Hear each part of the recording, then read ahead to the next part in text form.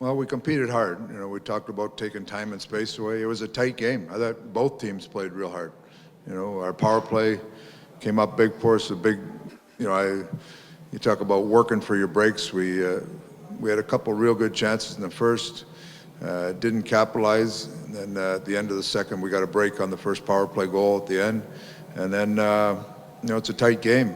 Leo's line makes a heck of a play to get it tied, and then Leo makes a hell of a shot, and we get the win. But it was a tight game. I mean, I'm sure you look at the chances of that, it'll come out pretty even. Both teams competing hard for space, and that's what we were looking for from our team. We wanted to compete hard and get out of the little funk we were in, and we were able to do that and get 2 points. McDavid took a tumble there behind the net. Yeah.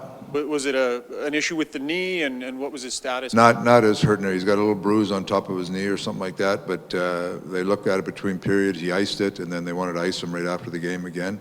So, but I asked him, how are you doing? And he goes, I'm fine, I'm playing.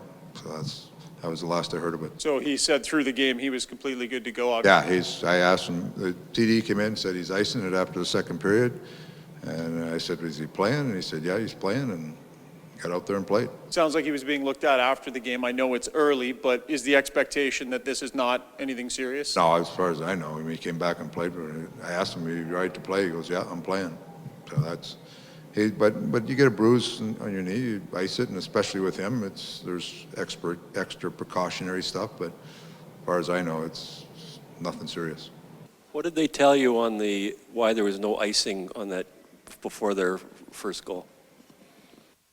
He said that he thought he could have got it. I watched the tape of it.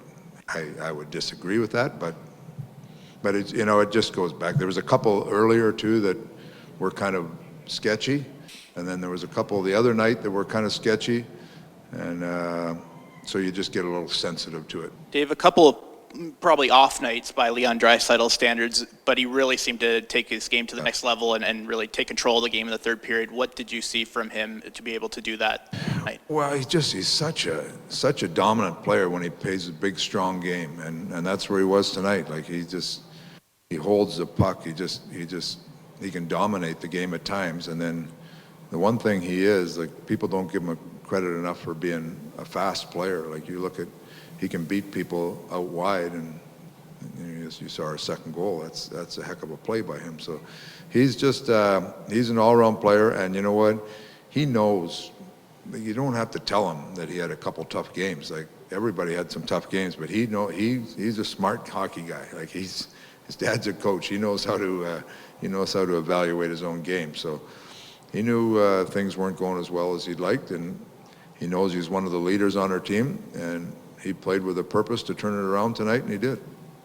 You assess Mike Smith's play over the last, 2, 3, 4 weeks. Yeah, real solid. Like, he's really dialed in.